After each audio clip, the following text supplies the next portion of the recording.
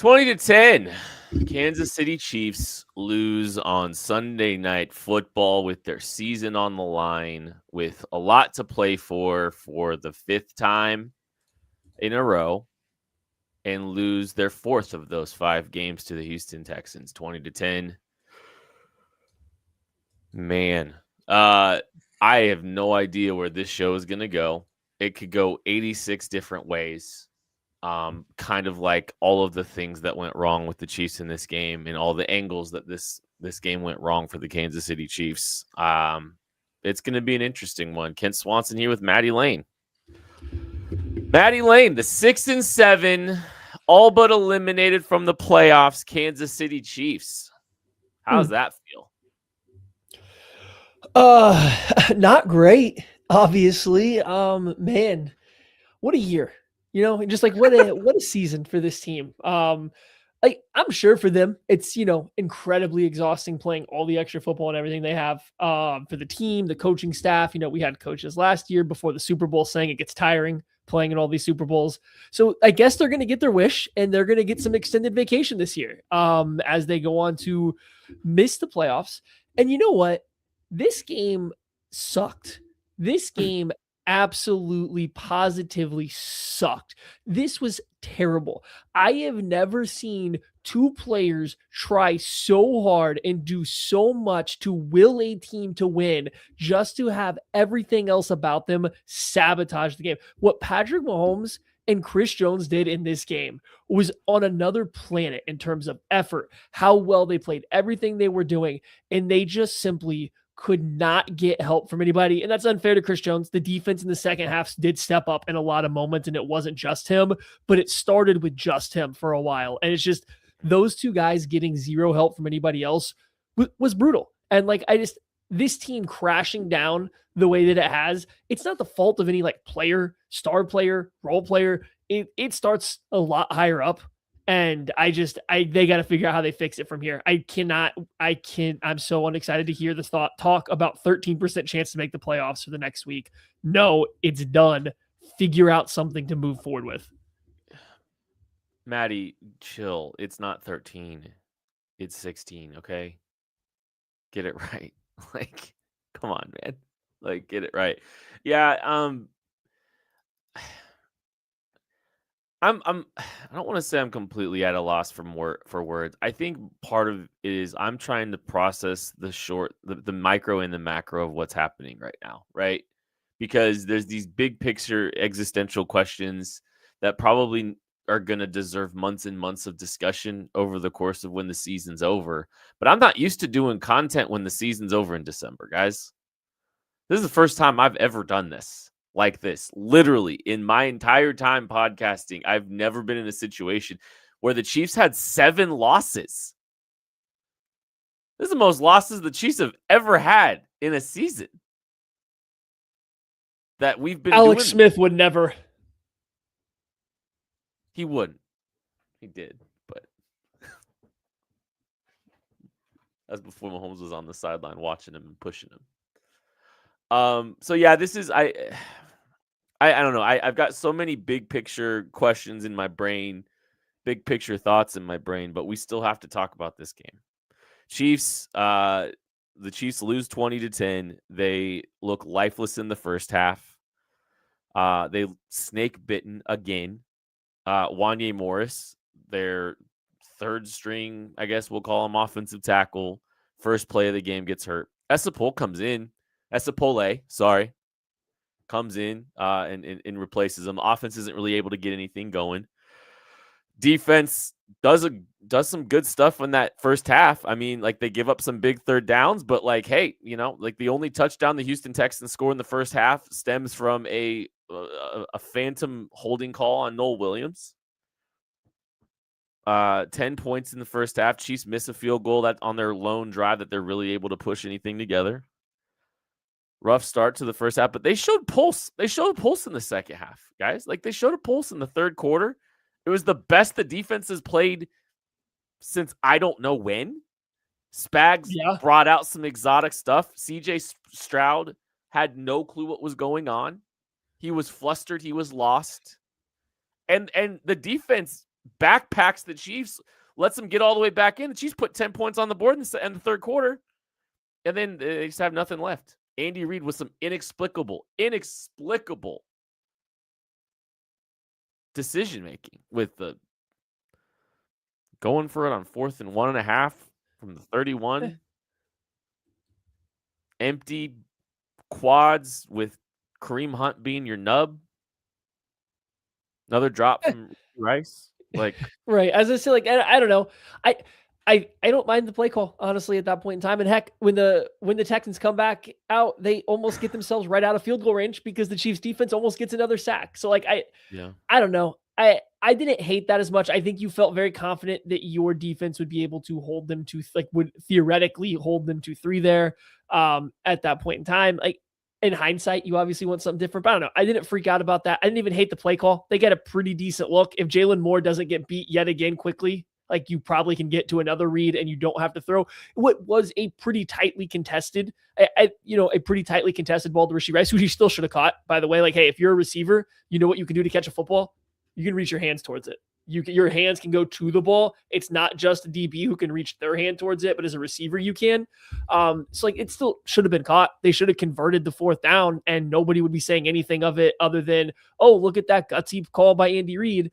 But they fail because Rashee Rice doesn't attack the football whatsoever. It gets knocked away, and then the defense, it does finally break. Probably had, they were probably a little disappointed that they were back on the field with a chance to give essentially infield position to give up the lead, but they still give the Chiefs more chances after that. And then Travis Kelce comes out with back-to-back drops to drive on another intercept. Just nobody did anything. Nobody stepped up. When you say nobody, I want to be very clear. I'm going to take everybody on the defensive side of the ball as not every offensive player not named Patrick Mahomes like really didn't step up in this game.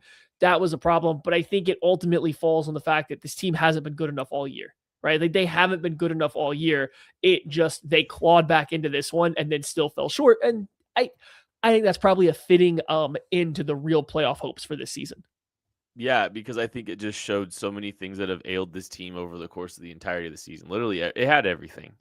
It had everything in this game. And even, we can argue the decision from the 31 where you're guaranteeing the Texans points when they haven't barely gained positive yards for the entirety of the first half or the second half.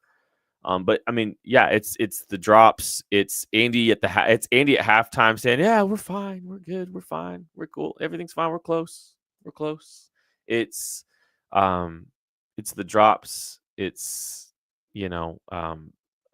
weird penalties going against the Chiefs. Balls tipped in the air. It had everything. Injuries. More injuries. Trent McDuffie's hurt.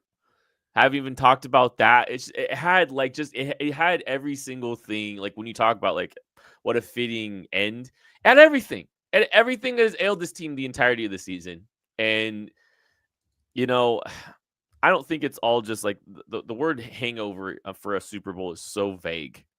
And I don't think the Chiefs have a Super Bowl hangover. I think they might have a little bit of a 3 Super Bowl hangover, where it's just like this whole thing, like the emotions, the exhaustion of not 1 but 3 straight Super Bowls might have come and caught this team up. You look how distraught, Travis Kelce is at the end of that game. How exhausted Patrick Mahomes looked throughout that game. How miserable he looked at times, honestly. That 4th down play call that the 4th down play call that they called in, that Kareem Hunt 4th and goal, 4th and 1, like, inside the 5-yard line. Mahomes looked like he hated it. He looked sad. He looked sad that they were calling the play. It worked. Well, it was a shotgun run, which, yeah, I understand being quite upset by that once they got down to the goal. But yeah, you're right. It did end up working. So, hey.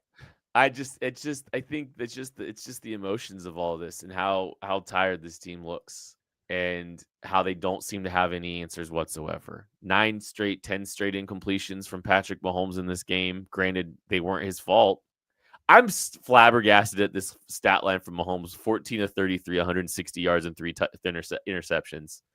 And it's wild. It's wild that it looks as bad as it does, because the box score watchers out in Boston, Massachusetts are going to look at this and slander Mahomes, but he was way better than that. Buddy, there's Chiefs fans slandering Patrick Mahomes based on that box score. It doesn't take just the people in Boston. There is people that I'm pretty sure watch this game with their eyes closed and come away with the idea that Mahomes was bad. This man's running for his life on every single play. They can't put more than 3 guys into a route because they can't block the Houston defensive line unless they keep in tight ends and running backs. There's 3 men in routes. None of them are getting open. And the few times when it happens, half the incompletions are dropped or are contested catches that the Chiefs can't come down with a single one of them. That's not fair. I think Juju Smith-Schuster caught a ball for 5 yards while he was being hit. So they had like 4 other contested catches that not a single player was able to bring down on top of just 6 or 7 straight up drops. Like, yeah, the box score is going to look terrible. And you want to say that the Hollywood Brown interception was a bad throw? Absolutely. He threw a prayer off his back foot and didn't see Lassiter coming back underneath it and not sticking down to Kareem Hunt. There's certainly going to be bad plays you can find, but to watch that game through and not think that Patrick Mahomes was carrying an offense, didn't perform well, but taking an offense that was absolutely atrocious on every single level. The run game sucked. The passing game sucked. The only thing they could do was max protect with 7 guys and hope they beat them downfield. And hey, the one time they did that, they hit Tyquan Thornton in the face and the ball gets punched out and he's unable to come down with it, right? Like, nothing for this team worked other than Patrick Mahomes being a superhero, and it was only enough to get them to 10 points. And then, a couple of drops into some drives, some coaching decisions, but that stat line didn't surprise me when I saw it at the end of it. Now, I did say that like the 9 straight incompletions or whatever, 9 pass attempts without a completion in a row that ended up at 10 was pretty brutal. 10, and it might have been 11 with that interception. I think it might have wound up. Because Kelsey put 2 more on the dirt. Well, one didn't go to the dirt and went right to a defender. That is just like a sad, lasting image for Travis Kelce, because that's the moment I think it might have been it, right? Like how distraught he looked in that moment, knowing, his chance at another playoff might have slipped through, and maybe it was his last chance at a playoff. That's what it kind of looked like with him. I think last week I was angry, and this week I'm just sad. I think that's the difference right now. I think I'm just sad. I'm mourning. I think I'm the opposite. You're more angry than you are sad? Yeah, because I think they win last week's game to win it. I feel like the Cowboys kind of outplayed them. This was one of the times this year. I don't think it's happened a lot. Maybe the Jags game where I thought the Chiefs actually did outplay the opponent and they should have won, and they didn't because the receivers and the offensive line and the coaching staff all sucked. Like I think that makes me more mad than when the Cowboys just kind of out executed them, right? And like it was frustrating last week, but it was also they just got out executed, right? Some bad stuff happened, but you can kind of find why. When you go back and watch this game, again, there's 6 straight up drops. There's 3 to 4 more plays that you just have to make a play. I watched Jaden Higgins for the Houston Texans catch multiple passes with the Chiefs DBs all over him. Chiefs couldn't catch a single one of those, right? It's just nobody did anything besides a couple of handful of guys. So like, I think that makes me more frustrated about this game than the Cowboys game. I think I'm processing a lot of emotions. I'm processing a lot of emotions at the same time. And I think Tucker D. Franklin's going to have a lot of emotions. And I can't wait to see where he stands on the scale of sad and angry. We're going to get him in right after this. Don't go away. Heather Luce, broker owner, KC Local Homes, and Emprise Bank has been a great partner for us. They're our partner in Possible. Debbie and I hit it off immediately. And she was one of the first bankers that I would say sat down with me and actually genuinely cared about my story and where I was coming from and what I was trying to do, not just what kind of loan do you need, how much equity do you have, and she really kind of laid out my options for me and just made the process make sense. And I felt comfortable with it. Start to talk about it and think about it. A building popped up that I wanted, that I could afford, and it was in a great area. And so they really guided me through the SBA. I used the SBA loan to acquire it and really guided me through that process and made it happen. I think that we talk about that a lot, where we wouldn't have a business. We wouldn't have what we have here if we didn't have the clientele that we do. I've always functioned out of a people over profits mentality. The houses sell themselves, right? Like I'm here to help people and facilitate the transaction for them. Missouri, your moment is finally here because DraftKings Sportsbook, America's top-rated sportsbook app, is now live in your state. Now you can make every game even more exciting with same-game parlays, money lines, props, and more, all from your phone, all safe, secure, and easy to use. Missouri fans know game day. The tailgates, the noise, the passion. Now with DraftKings Sportsbook, you can bring that same energy to every snap, every touchdown, every win. And right now, new Missouri customers can bet just $5 and get $300 in bonus bets instantly. No waiting, no nonsense, just pure action powered by America's top-rated sportsbook app. Download the DraftKings Sportsbook app and use code KCSN. New Missouri customers bet just $5 and get $300 in bonus bets instantly. That's code KCSN. The crown is yours. In partnership with DraftKings Sportsbook. Gambling problem? Call 1-800-GAMBLER. 21 plus, physically present in Missouri. Eligibility and restrictions apply. Terms at DraftKings.com/sportsbook. Bonus bets expire 7 days after issuance. For additional terms and responsible gaming resources, see sportsbook.draftkings.com/promos. Even Tucker Franklin reading an ad in a gym can't make me happy. Yeah. Tucker Franklin's here. For the audio only listeners, decked out in Royals gear. That's brilliant. How you feeling, Tuck? Well, 65 days until spring training, fellas. I don't know how you guys are doing, but looking ahead, Bobby Witt and the boys are going to be fired up. I think in the winter meetings coming up are going to be pretty crucial, pretty big for this Royals team building. How they want to kind of get to that next step for the Royals here. So that's where I'm at. I don't know what you guys are talking about. Focus is fully on the Kansas City Royals. Was there a game or something tonight? I did see that Mike Yastrzemski's, there's interest in bringing him back. So yeah, hey, maybe poke around. There we go. We're good. Need some more bats, need some outfielders, but look, I think the Royals need some more horses. I think it's pretty clear the Kansas City Chiefs need some more horses in the stable as well. I mean, because golly, fellas. You guys were talking about before the break of like how you feel about this game, and I was trying to think about how I feel. I think I was pretty hot about the Chiefs losing to the Cowboys, if I remember correctly. I was annoyed, I think was probably my biggest, I was like, wow, that was a really annoying game. And this game was a lot of the same of like how annoying it was. And to me, I think frustrated is probably the right emotion that I'm feeling for this one, because it was a game that they absolutely, I don't want to say should have, but could have won this game, right? They had every opportunity to win this game. The 2 touchdowns that they get 2 touchdowns? Yeah, they got 2 touchdowns. That they got were kind of given to them when it comes to it with the pass interference call early on, the phantom pass interference call, and then you have the turnover on downs. Andy Reid calls on 4th down on his 30, but he's gonna punt last week on his plus side of the field. So there's some really confusing things, and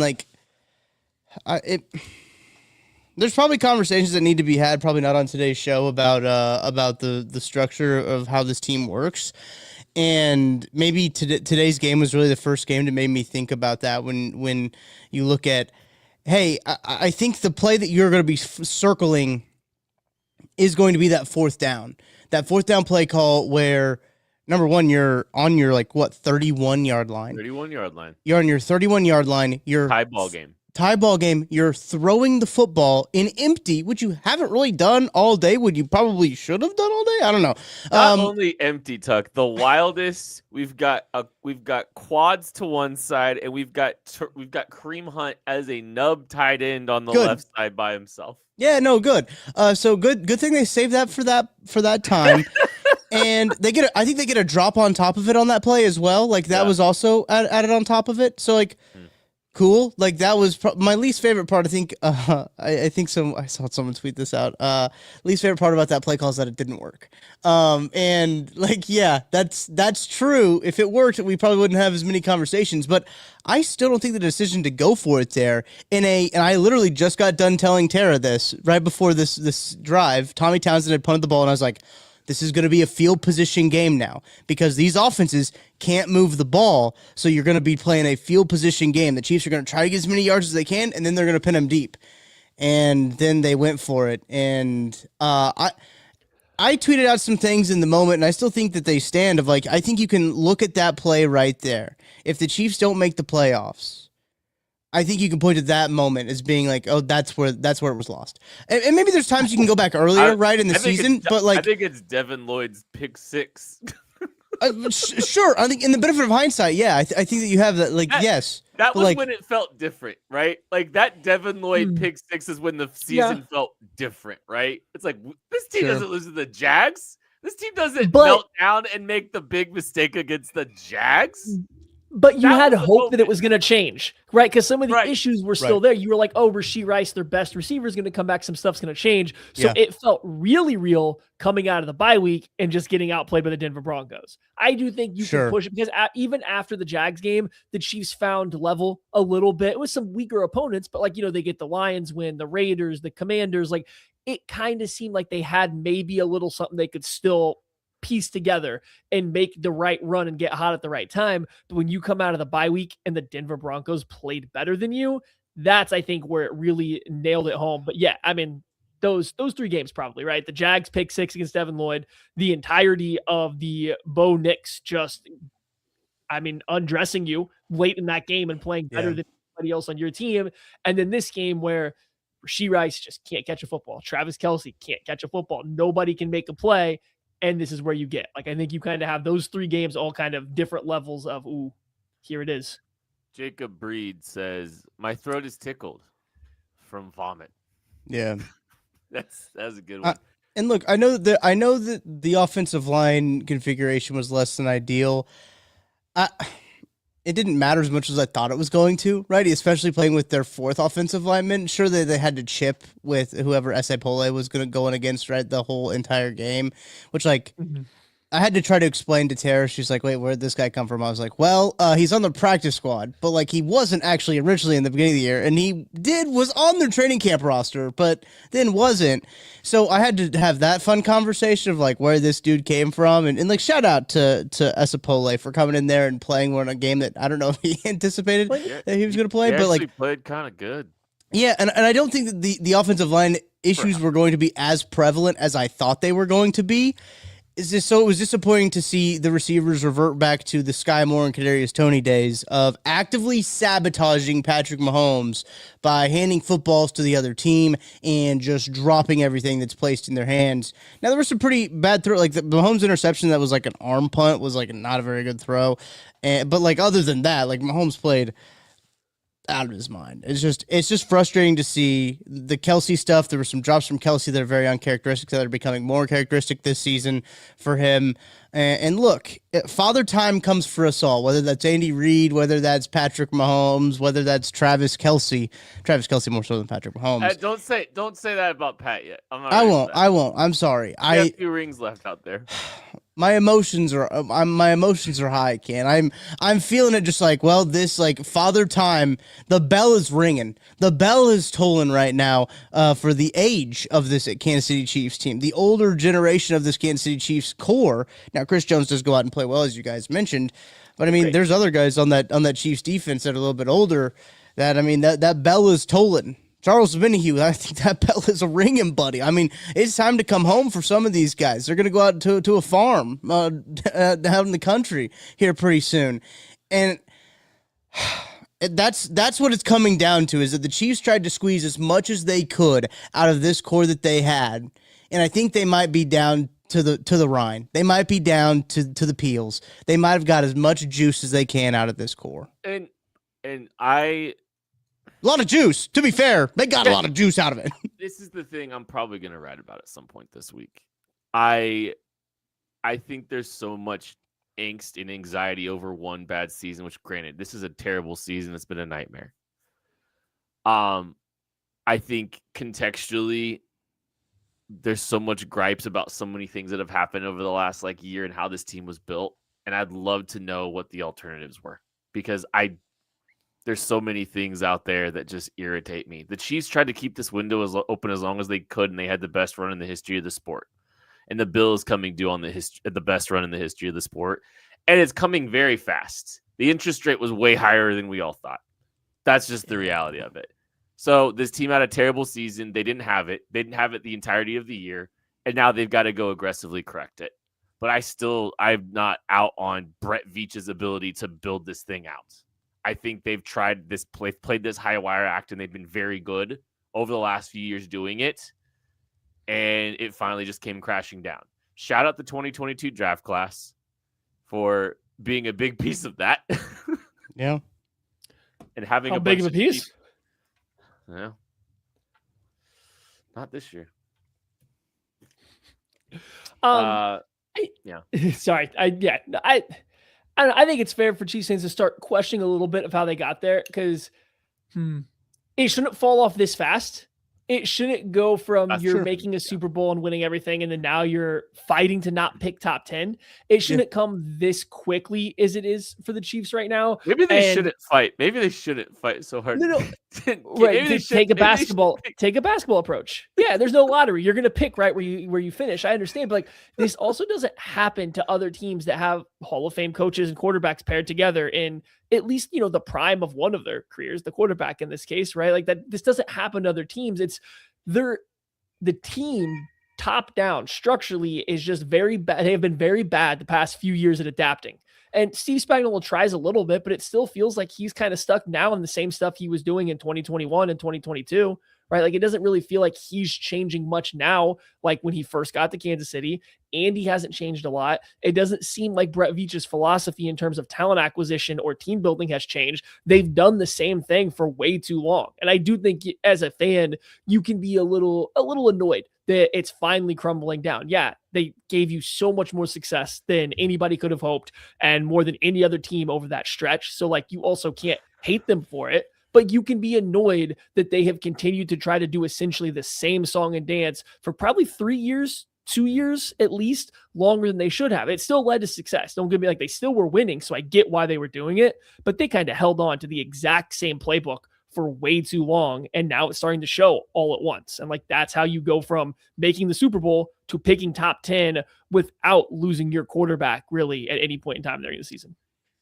Yeah, and I think it's, for me, it's like, it's that last year where they got all the way to the end and completely fizzled out in the Super Bowl, but like, teams don't get to that point. They never do. And I think that's the part of it. It's just like, I get contextually why, they did some of the things they did, I guess. And that's, but yeah, I don't know. So like, I think I'm trying to balance like the acceptance of how bad this is with the gratitude of what they did with the realities of where they're at. And it's just, there's a lot of like, I'm trying not to word vomit what I'm going to have to spend the next few months talking about, right? It's just what's next for this team. What is next? How does this team figure it out, and what do they do to solve some of their problems? Some quotes from Andy Reid coming in here. There's some good ones here. But this isn't good. Andy Reid says that Wanya Morris has a lower leg injury and Trent McDuffie hyperextended his knee. So cool. I wonder if they shut Trent down for the year. Honestly. I wouldn't be stunned by that. Andy Reid on the first fourth down decision. I thought we could get it. Wow, you did? It's important that you take advantage of the opportunities. In hindsight, I was wrong. I messed that one up. Okay. Andy Reid on the drops. These are great players. We've got to make sure we catch the ball. It's not for lack of effort.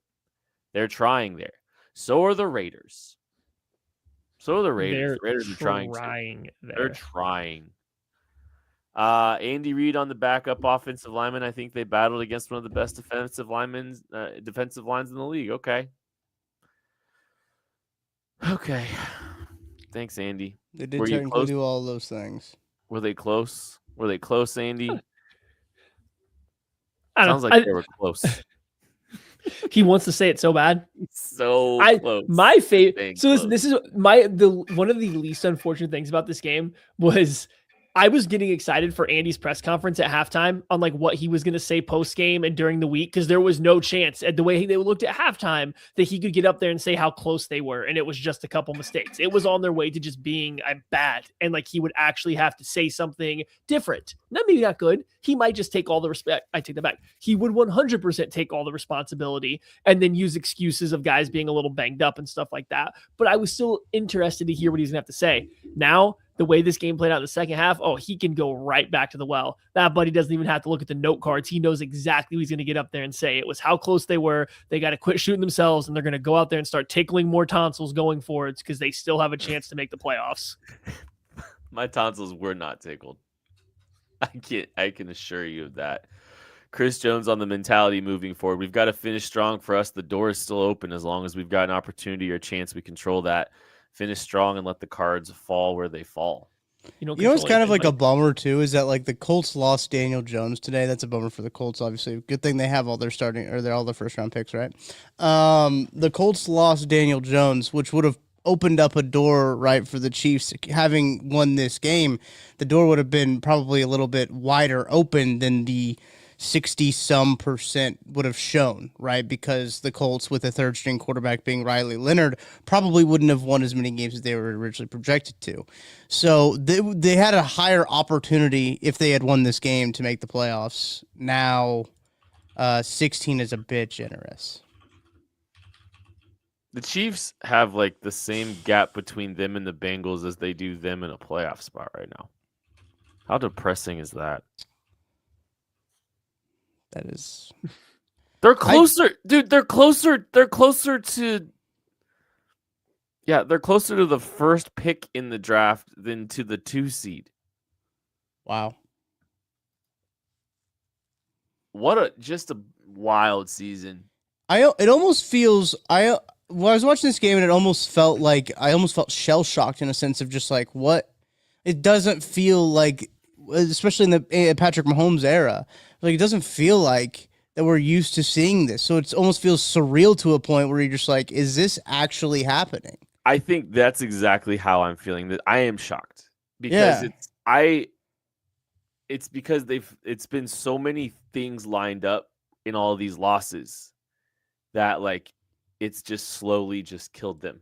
And it's like, surely they'll snap at, they can't get the 1 seed now.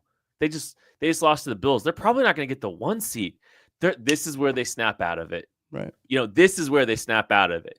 All right, they're fresh out of the bye. They're going to change some things up. We're going to see some things get mixed up a little bit here. And they've got Denver. They have to win this game if they're going to get that AFC West. This is pivotal for their chances at making the AFC West. Lose.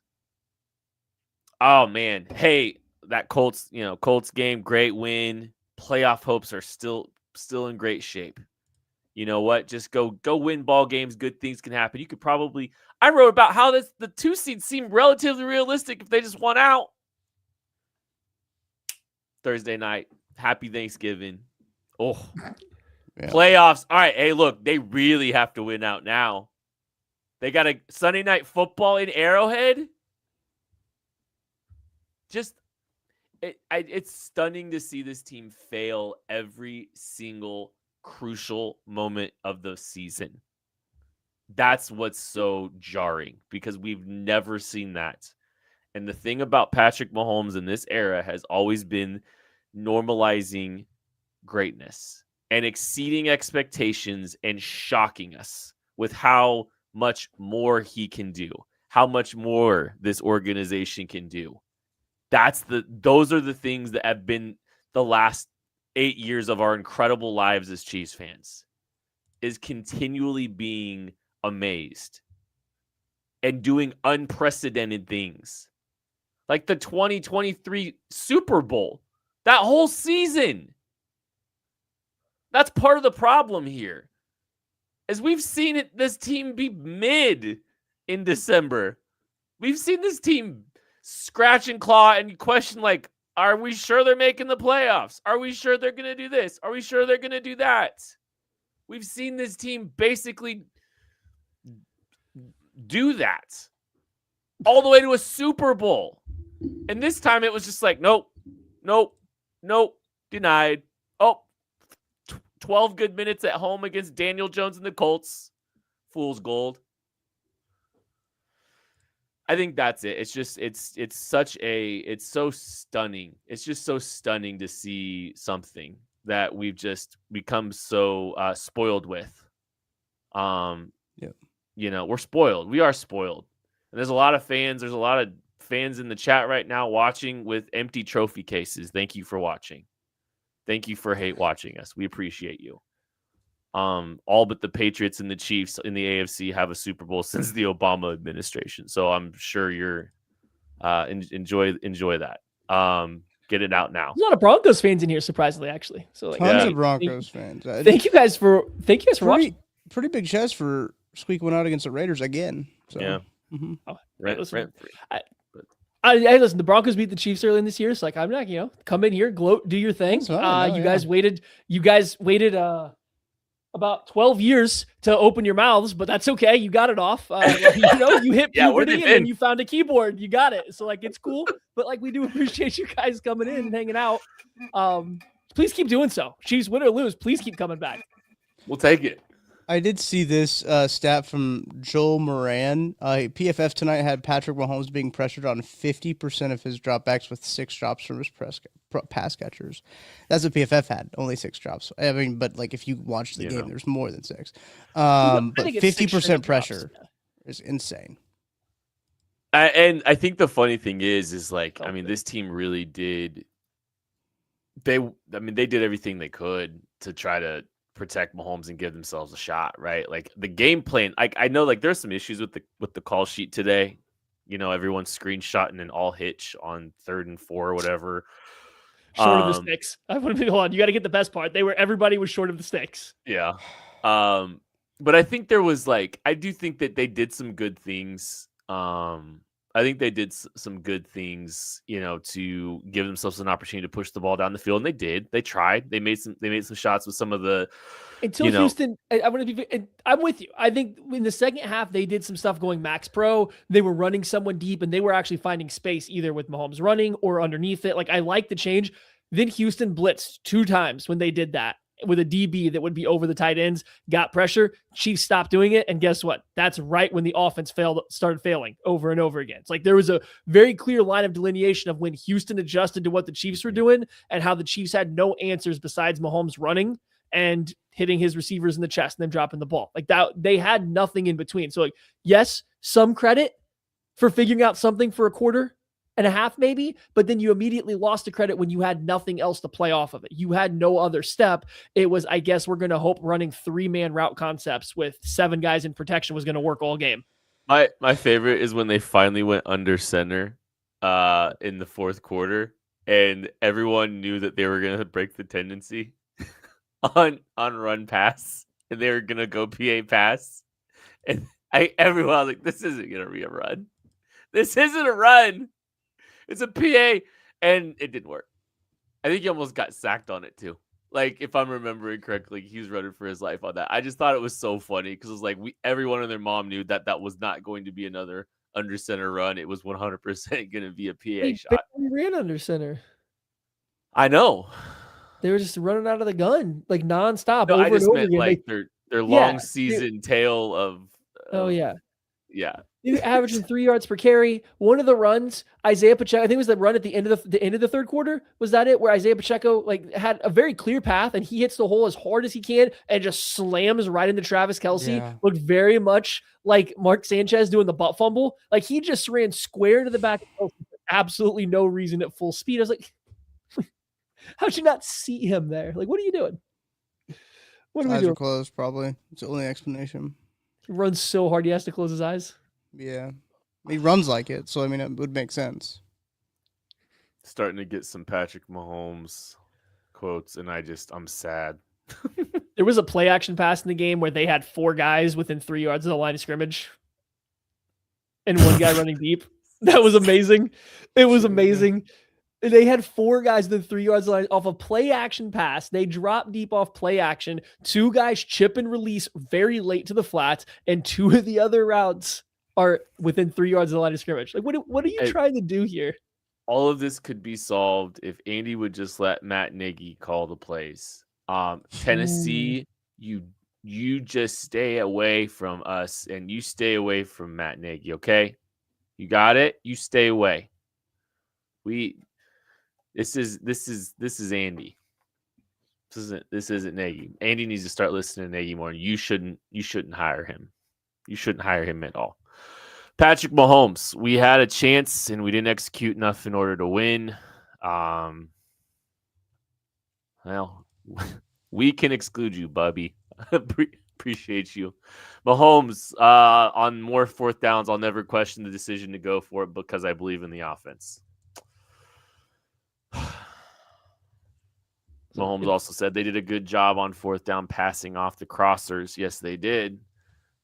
He said, I think I was a little late to Rasheed. We've got to get out of there and maximize those opportunities and give ourselves more. Yeah, I mean, he's out here taking the blame for the drops from Travis and Rasheed, which is honestly not surprising. Not surprising, but also disgusting at the same time that he has to do that. Patrick Mahomes on Essa Pole. I thought Essa played his tail off. I thought he did a great job giving me time to throw the ball down the field in big situations. I agree. I think Essa did some good things. I thought Pole did a pretty good job.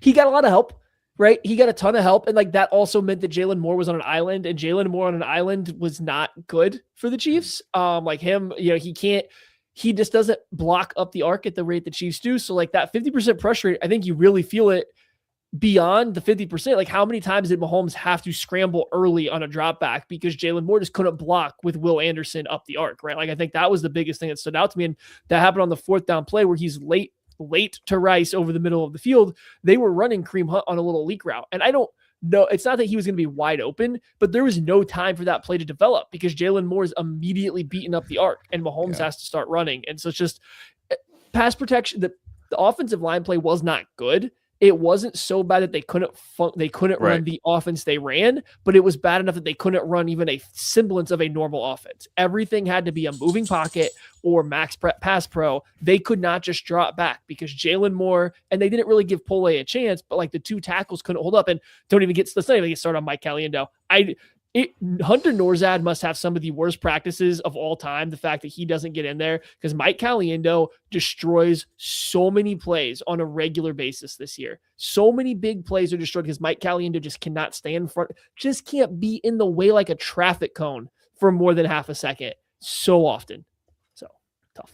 Well, this team's pretty stuck in their ways. I mean, Essa Pole, could I get better at that?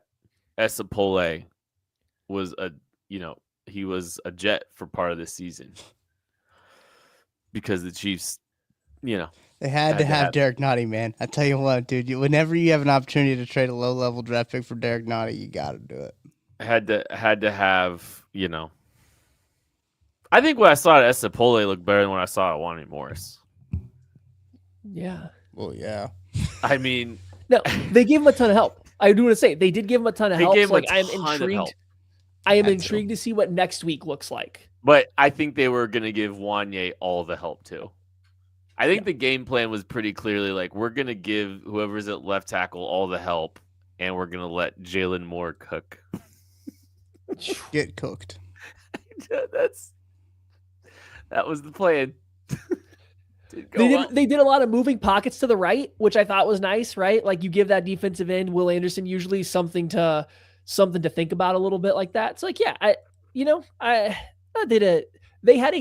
had a plan. I don't even say it was a good one, they had a plan. I don't think it was bad. I don't think it was that bad.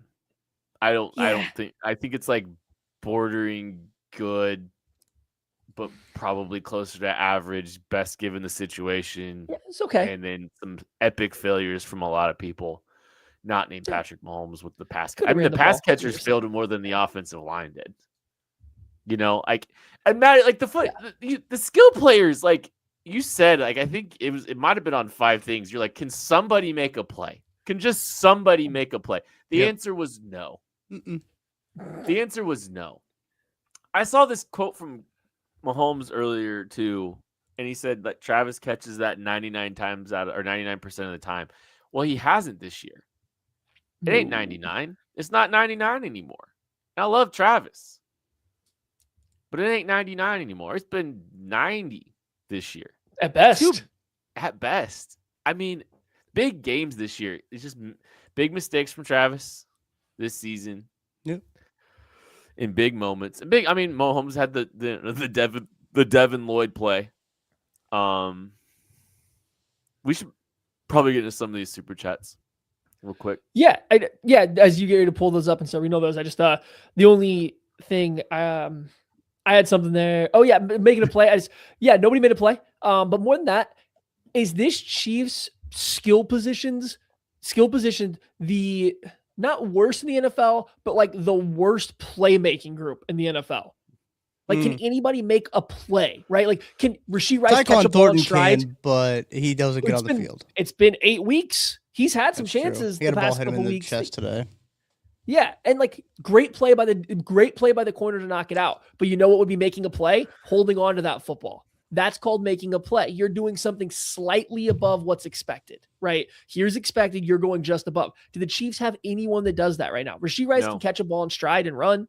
Xavier Worthy's fast. If he has a clear runway, he can run. Tyquan Thornton, we've seen get deep and make plays downfield. Like, do they have somebody they say, hey, we need you to make a play right now that they can go make a play?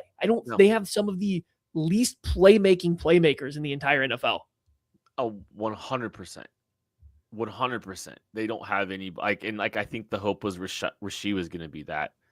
And like how Xavier Worthy is used, I don't think he can. Or does it enough, or he's proven it enough consistently. And then how Rashee has played this year, I don't think he's done that consistently. Travis can't. No one in their running back room can. It's Noah stale. Gray can't.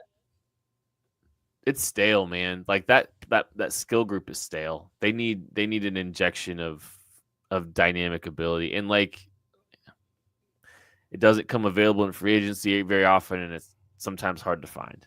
They got an awful running back room. Maybe they'll draft Jeremiah Love though. They might be too high to draft Jeremiah Love, truthfully.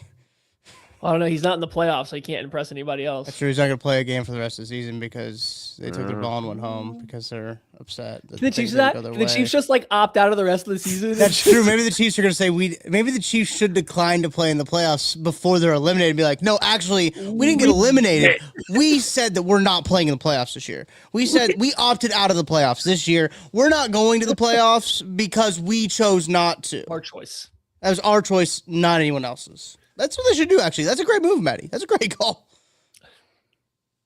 Estepol had held Daniil Hunter to one pressure on 21 matchups. The time the pressure was after 4.2 seconds. That's from Nick Jacobs. All right, let's get into a few of these super chats here. Primetime Rambo, I'm over it. Andy and his staff has no finger on the pause. Would be happy. I think he meant pulse. Would be happy for the draft pick, but good chance they may blow that too. After the tonsil Good coming Lord, man. I'm sure these are all going to be really rational and measured, right? Did you say go for the tonsils on that one? All right, that was good. I'm guessing this might be Paul DeSantis. This feels like the end of this chapter. Time to reset in so many areas. Knew this could happen, but what a gut punch of a season this has been. Yeah, I think you're right. I don't even want to put this one up from Kyler T. Mahomes should request a trade. No, no, he shouldn't. He should start throwing his weight around though, and make it his team to go to both those. Like, the next iteration of this team needs to be around Mahomes and not Andy Reid. And so, I do think Pat Mahomes should start throwing around that I'm the QB thing. You got to dip into that Aaron Rodgers and Tom Brady-ness a little bit. Like, you gotta kind of run the team a little bit more and quit letting the head coach run it all, because it's pretty clear you are what makes this thing work and not just the head coach or not the head coach. Like, start throwing the weight around a little. Andy Wardino, Pole, Mahomes, Hunt, and Jones played well, and that's it. Yeah. Big drop. That fourth down call where they hit Kareem Hunt in the face. That was third down. They kicked the field goal. Yeah, it was a third down where they did like the fake counter into like a reverse Texas. Play, I don't even know if that's a real route. They drop it right, and then they go throw it, and he doesn't catch it. And then Andy's like, hey, I really like our short passing game this week. Here's another one where we get, the ball to Rice. It's tight, but, he then drops it. So, yeah, Randall, Andy and Travis need to retire. I'll take at the end of their year. But tonight I'm not going to come crazy at Travis Kelce, because, like, I did think he dropped those two balls. And, like, I have some people are talking about them behind. Like, the first one's an option route. Like, there's no behind. Like, right? Like, those two guys are just making something up on the fly. They see coverage. different by just a slight half step, they're going to put the ball or turn a different direction. Both those passes were entirely catchable within the frame of your receiver without even fully extending. Like, come on, catch the ball. But, Travis, do you, man? Jordan Gardner. Andy, is Andy laughing after the game like he did at halftime? Only joke is him after that. Whew. Welfare grin, Bienemy equals bad. Oh, nope. I don't want to go into that one. Should have read that. But thank you. Better. Thanks. Reggie Comedy 498. Even though the Chiefs lost and our season is likely over, at least Kansas. Oh, nope. Can't read that one either. Jeez. I don't know what he's talking about. Basketball's not a real sport. So I've bet a few of these. ERS plugin, still my team. Love the podcast. Missing the playoffs might lead to some difficult but needed changes. Maybe the best outcome one for a letdown year. I let all these people laugh. Let all these AFC teams laugh for one season, because I do think good. Just let them laugh. Let them smile. Space Boy. The last 3 seasons, including this one, have felt like pulling teeth every week. I feel like it shouldn't be this hard to win with Mahomes and Reed. Sporting AP, 7 straight AFC Championship games, 3 rings. I'm excited to see the next dynasty begin and who will be the faces of it. And if it is a 1-season wait, so be it. I like that attitude. Yeah. Robbie Ray, Jordan Tyson, or Carnell Tate. So don't put that on the old Twitter box. You will get yelled at for an entire day for suggesting the Chiefs don't take the 5th defensive end in the draft over a receiver. Terrence Robinson, with the cap situation this offseason, should the Chiefs cut Taylor and Moore and move forward with Simmons and Pole? Let's say is what, $28 million. Let's give keep more. I think you keep more. Let them fight it out. WDE Burhart. Can a skill position player make a play? Worthy can probably Worthy can probably out of bounds. There was a play. Only while in cut. No. There was a play early on. You didn't proofread that one. That's why I was dying. There's a play early on in that game where it wasn't. I don't think it was as bad as the one 2 weeks ago. Or no, it was against the Cowboys where Xavier Worthy caught the ball and then ran straight out of bounds when there was nobody in front of him. He did that again today. Yeah, he could have ran to space and just was like, I'm good. Yeah, and he just ran straight out of bounds. And that was a really big bummer. And it's becoming increasingly clear that he doesn't know how wide a football field is. Or long. Yeah. Maybe he just doesn't want to get hit, guys. I mean, sadly, it is not letting them laugh when you can't stop them from doing. That's from Michael R. Blair. Well, thank you guys for super chats. It does bring a nice smile to it. I personally love watching Kent struggle to try to figure out which ones he can put up there and he can't in real time. So that's an extra smile to my face. I needed that. I need to feel something, so just blindly reading some of the super chats and just, whoa! And maybe not. It's good. Yeah. So here's the plan, folks. I think we're done coping. What's gonna happen is we're gonna close the show up, but then we are going to do the winners of the raffle right after the show ends. I don't think Maddie's sticking around for that. I think Maddie's going to bed. Are you going to bed, Maddie? Or are you gonna stick around? Probably. Okay. We're leaving the door open for you to go to bed since it's Monday there. Yeah, that's true. It's pretty early. But let's do final thoughts before we get out of here. Tuck. Man, that's a loaded question. I know. All of it is. I am bummed out. I am bummed out that game went the way it did, ended the way it did, went out the way it did. We all knew that good things eventually have to come to an end, right? For them to go out like that stinks. Maddie? I know we didn't talk a lot about the defense. I think we'll probably go, a lot more defense. Gonna be a little bit more positive about the highs and lows on the lab tomorrow when we go ahead and run that out. So we didn't get a lot of defensive talk, but I thought the defense played really hard.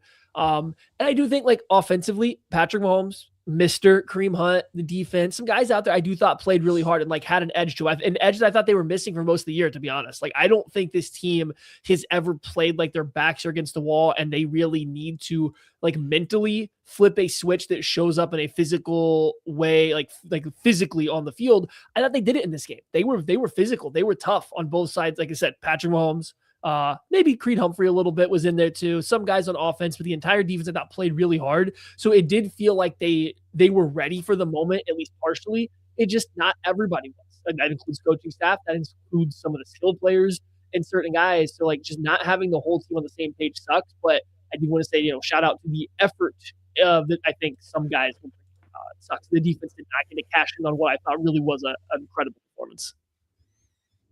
Tuck, what was the words you just kind of used talking about? Like, said all good things must come to an end. Yeah.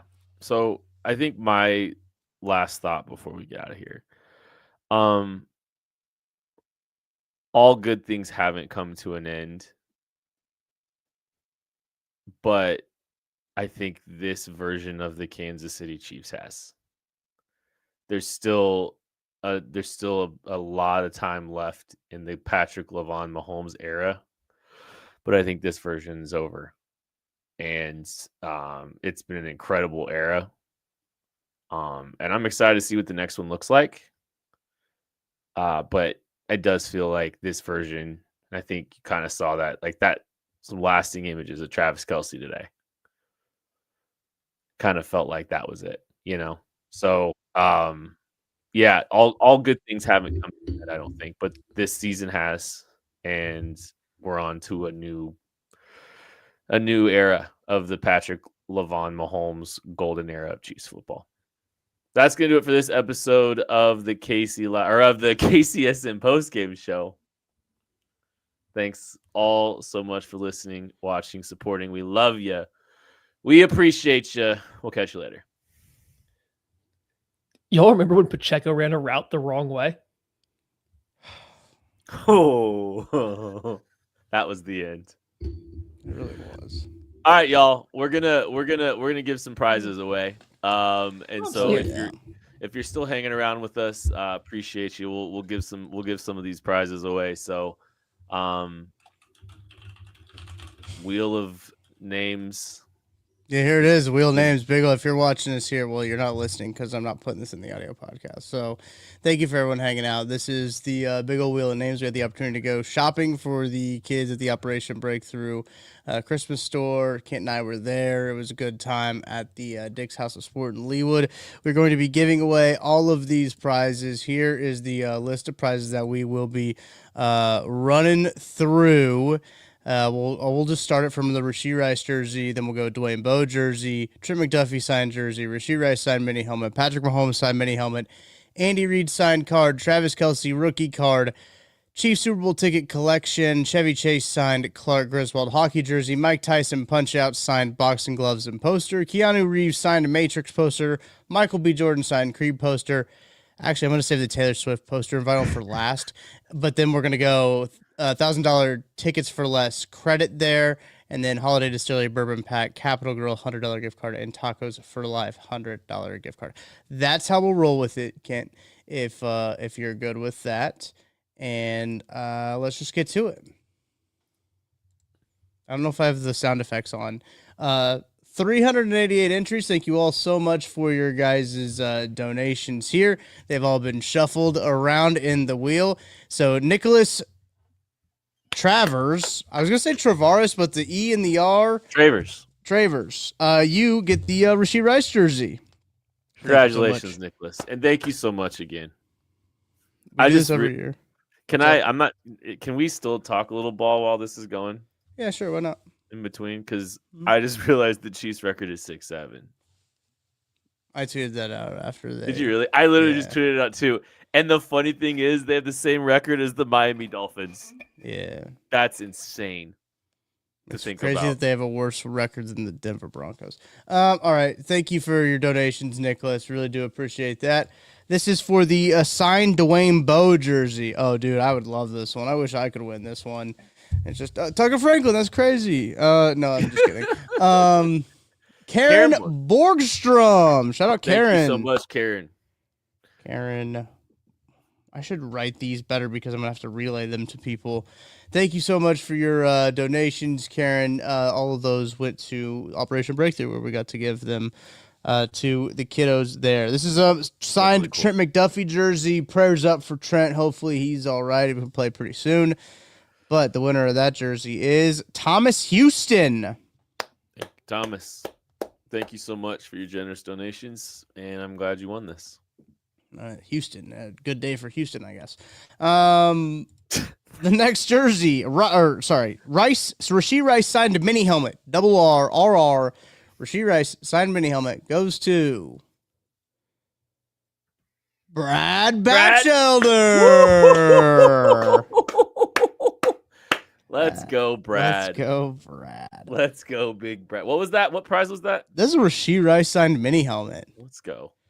Huge shout out to Brad. This next one is a Patrick Mahomes signed mini helmet. The big old wheel of names. Who's it got for us here on this one? Kim Smith. Thank you, Kim. Shout out Kim. All right, this is an interesting prize here. This next one here, because I've never seen very many of these. Ken, how many times have you seen an Andy Reid autographed? I'm not sure if I ever have. Well, we have an Andy Reid autograph card here in this raffle. This is a card with Andy Reid's signature on it. Crazy.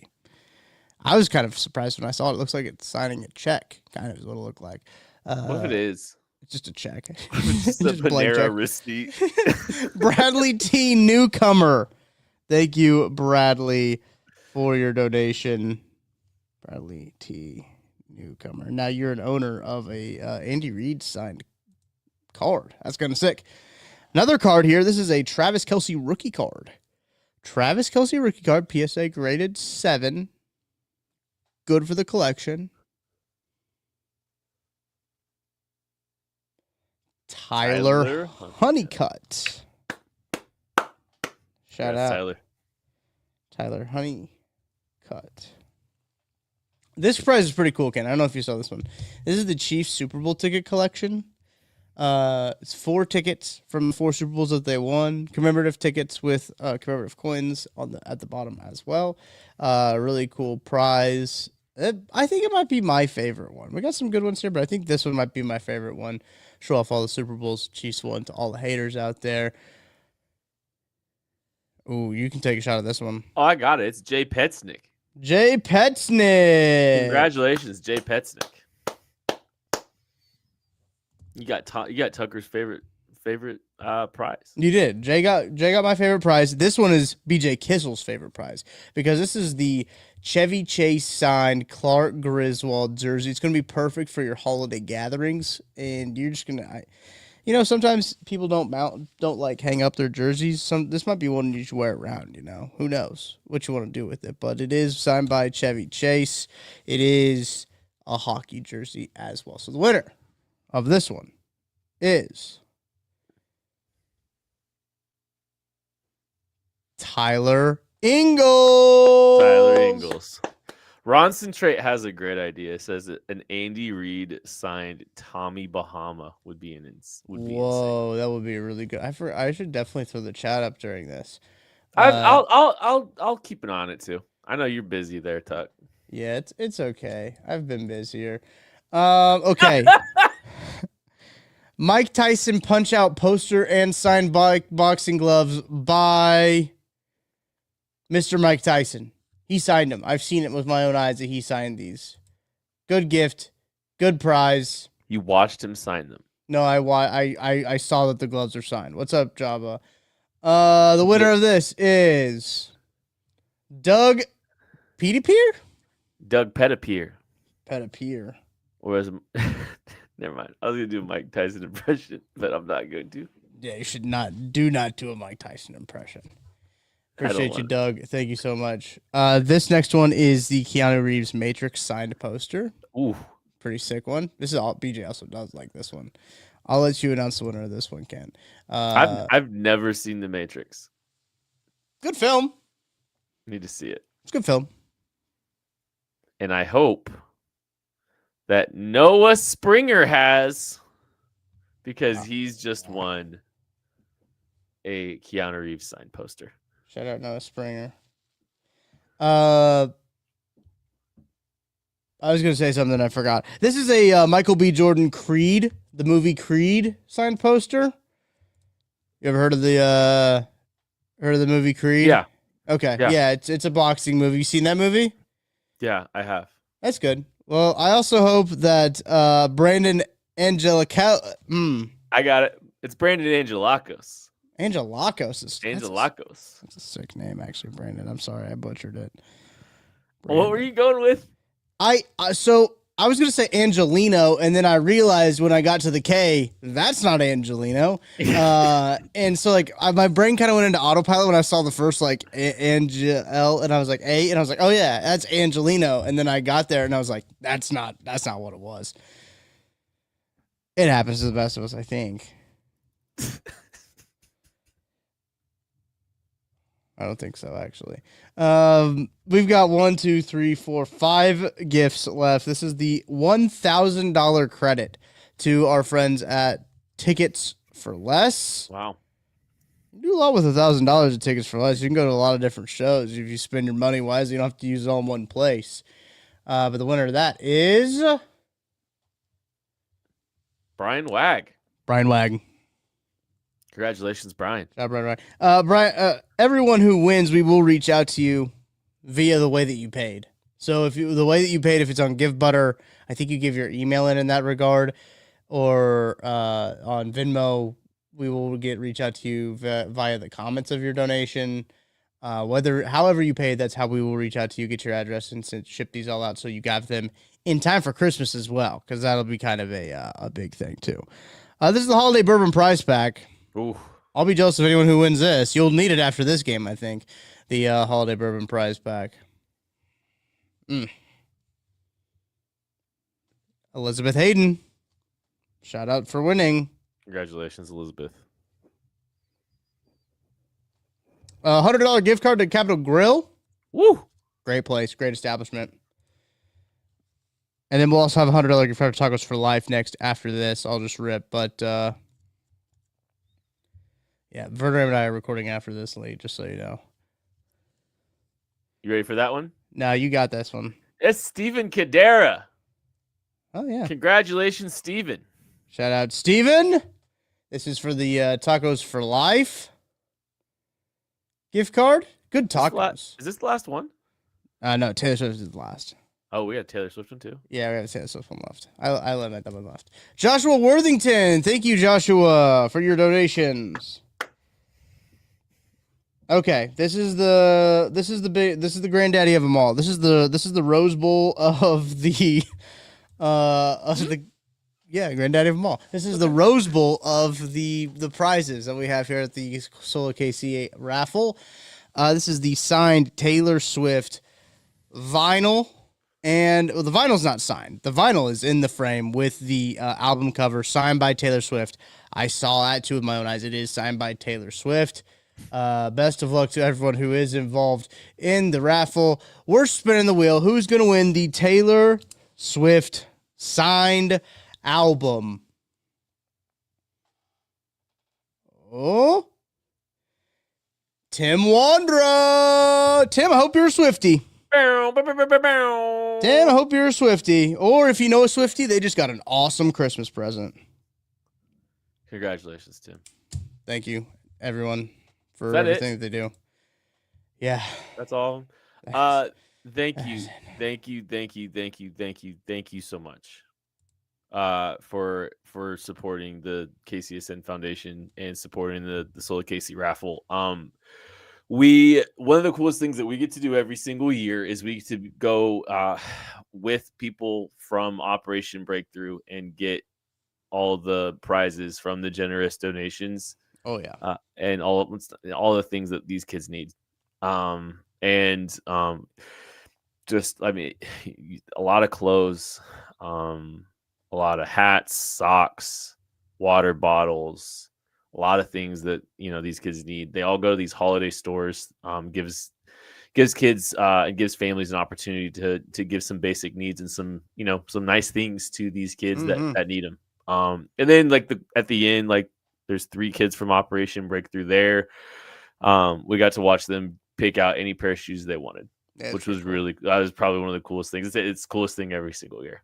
So your generous donations really made an impact, and want to say thank you all for that, because it really does mean a lot for your support of all the stuff that we're doing there. And I know this season has sucked, but I appreciate everybody that's been supporting KC Sports Network through all this too. Tucker, anything else? You did get to see one of the kids on Sunday Night Football, actually, that we shopped with Operation Breakthrough. They showed Travis Kelce, and they showed I forget his name. So is Jeremiah. Yes, Jeremiah. That's right. You got to see him actually on Sunday Night Football tonight, because they showed Travis Kelce giving him Super Bowl tickets to be able to go to the Super Bowl. I thought that was pretty cool. I saw him on TV. It was one of those like, I know that guy. That Gael, one of the other kids, was actually in a shot right before that too. Yeah. So a couple of the kids that we got to meet on Friday were actually pretty cool. It was really cool to see them for Sunday Night Football, to showcase obviously Travis Kelce and everything he does with Operation Breakthrough. But yeah, it was a really good time. Well, appreciate everyone's support. And thank you again. It means a lot. So we're gonna catch you later. Love you. Appreciate you.